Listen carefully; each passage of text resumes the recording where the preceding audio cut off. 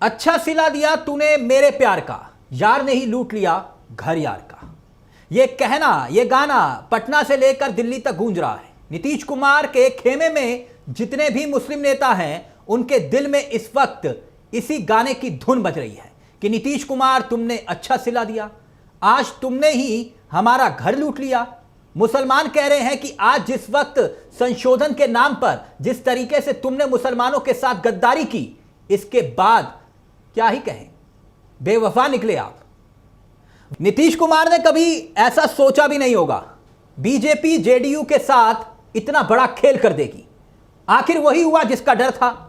एक तरफ वक्फ बिल राज्यसभा में, लोकसभा में, दोनों ही सदनों में पास हुआ और दूसरी तरफ बीजेपी का एजेंडा भी साफ हो गया।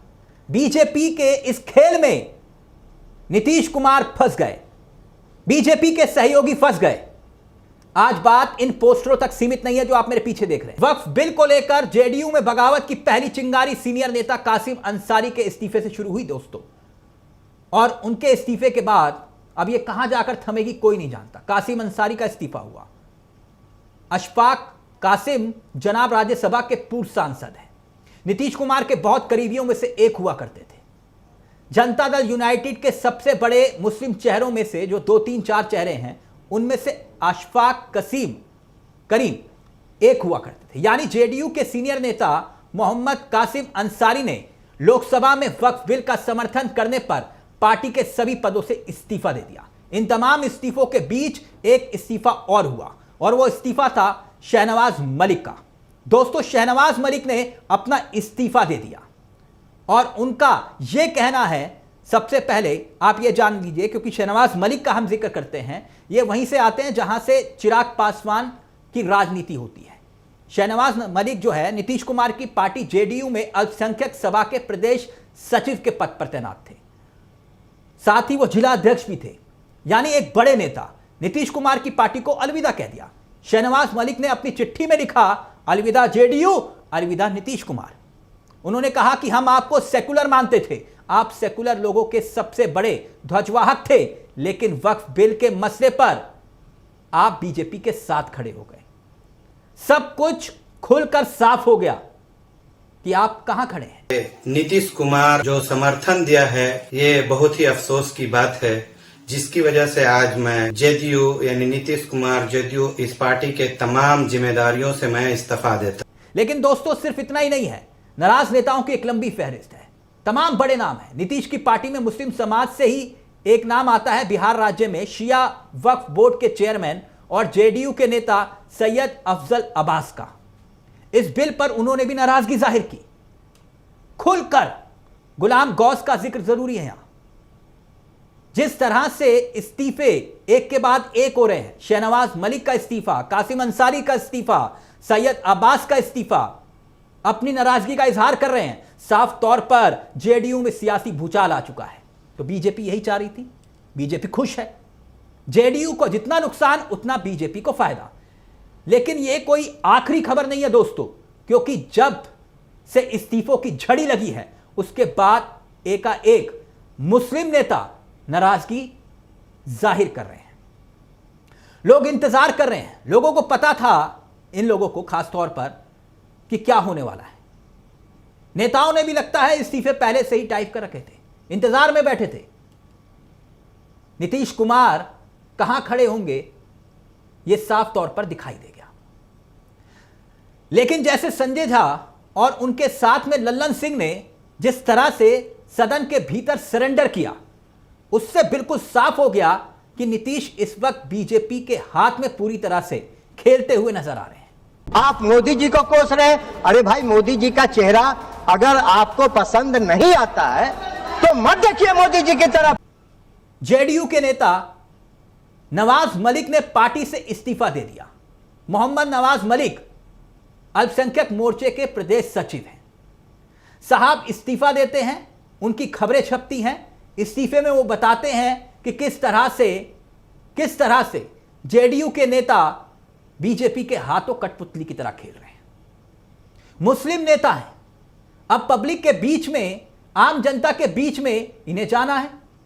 बहुत सारे सवाल होंगे, सवालों के जवाब देने होंगे कि बीजेपी के पास या बीजेपी के साथ जेडीयू खड़ी हुई। डैमेज कंट्रोल का प्लान है। डैमेज कंट्रोल कैसे होगा? नीतीश कुमार इस वक्त पूरी तरह से बिखर चुके हैं दोस्तों, और जेडीयू उनके हाथ से निकल चुकी है। उनकी कुर्सी पर उनके अपनों की ही नजर है। सदन के भीतर जिस तरह से लल्लन सिंह ने अपनी बात को रखा, वो ऐसा लग रहा था कि जैसे वो बीजेपी के नेता हों, मोदी पुराण पढ़ रहे थे। आरजेडी कहीं से भी इस मुद्दे पर बैकफुट पर नहीं आ रही है, अपने आप को कमजोर नहीं दिखाना चाह रही। आरजेडी की तरफ से जबरदस्त तरीके से पलटवार पर पलटवार किए जा रहे हैं। आरजेडी अब पूरी तरीके से जेडीयू पर, नीतीश कुमार पर आक्रामक है, हावी है। तस्वीरें बहुत कुछ सामने आ रही हैं। पोस्टर देखिए, पोस्टर आप देख ही रहे हैं, कैसे कैसे पोस्टर चिपकाए जा रहे हैं। ये पोस्टर लग रहे हैं आरजेडी के दफ्तर पर।